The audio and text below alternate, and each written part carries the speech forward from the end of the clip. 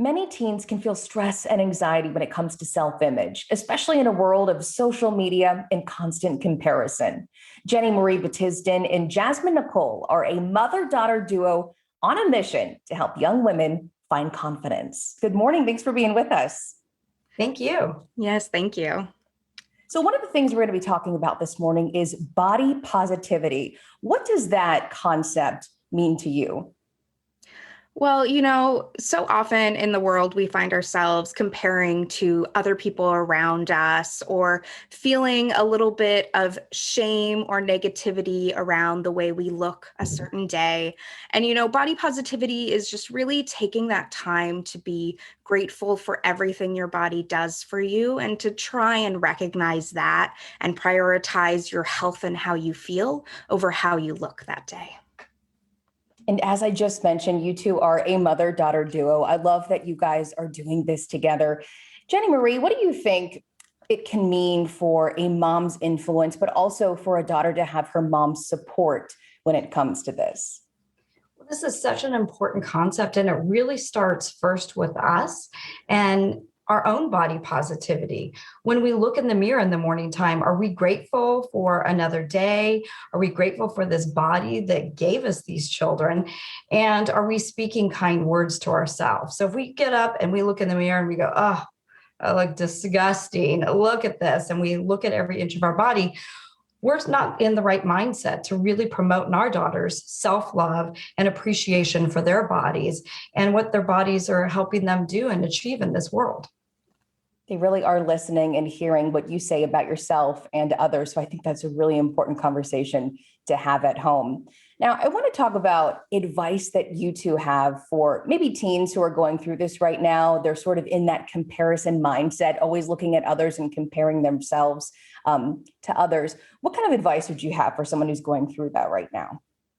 Well, it's really important to have somebody that you trust and you feel confident in talking to about it. Keeping those thoughts to yourself is really where you can get in that harmful pattern of negative thinking. So whether it is your mom that you have a close relationship, which is great, but not always the case, or a best friend, an aunt, a teacher at school, or, in our case, we do offer coaching for teens, just somebody that you can open up to and discuss and, really work on why do I feel this way.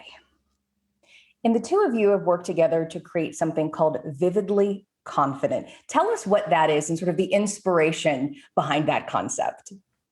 Well, as a marriage family therapist, I realized there was a space that really wasn't being addressed. And that was actually directly giving more advice and coaching on how we can have self-love for ourselves, build self-esteem, and especially with teens and moms. And Jasmine and I have had just, such a great relationship. And over the years, I've had a lot of friends and others around us say like, hey, how do you have such a great, easy conversation between the two of you? And so we just got this past summer, and we're like, why don't we open more of a coaching piece? Jasmine has this background of 20 years in the television entertainment space. So she speaks from a lot of body positivity movement areas. And so we just thought it was a really nice blend.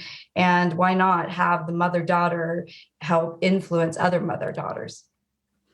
And Jasmine, what's it been like for you since you guys started Vividly Confident? What's been the most important part or most special part about doing this?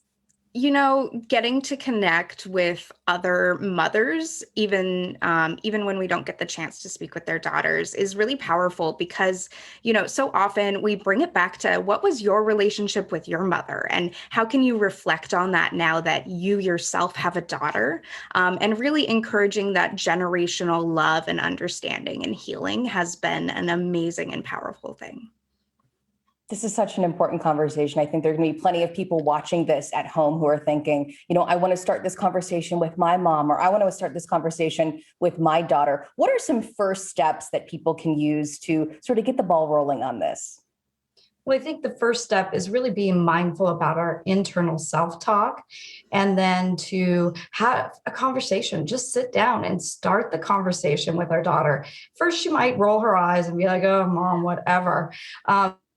started, and you can be very conversational. Engage with them. What are they watching on social media? Do a TikTok dance with them. Do something that really embraces who they are, who you are, and promotes self-love. What advice would you have, Jasmine? Yeah, definitely just come from a place of honesty and come from recognizing your own struggles, and just try and recognize them where they are at. Like, even though, as mothers, you're going to want to be very protective and you're going to want to tell them how beautiful and amazing and how loved they are. And that is important. You also need to take time and space to recognize that it's okay for them to feel this way. It's normal for them to feel this way. And that, you want to help them, but it's not wrong that they're having these feelings. We appreciate you guys taking time to talk to us about this morning. We're going to be posting some more information for folks at home about Vividly Confident on our website by early this afternoon. Thanks for being here. Thank you so much. All right. Good conversation there. And so important too. It really is. Having that conversation and opening the line of communication is one of the biggest steps, because not talking about things doesn't move them forward. So being able to talk is a big game changer. As a mom of two girls, I'm guessing you took some notes there at some point. And I have sons, so it's a little bit different with guys. A little harder probably.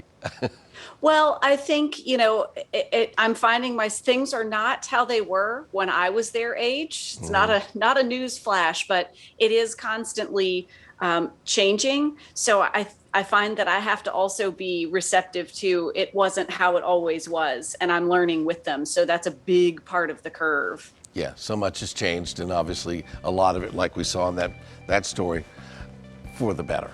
All right. So the question is, do you like chicken parm? Does Jessica like leopard print?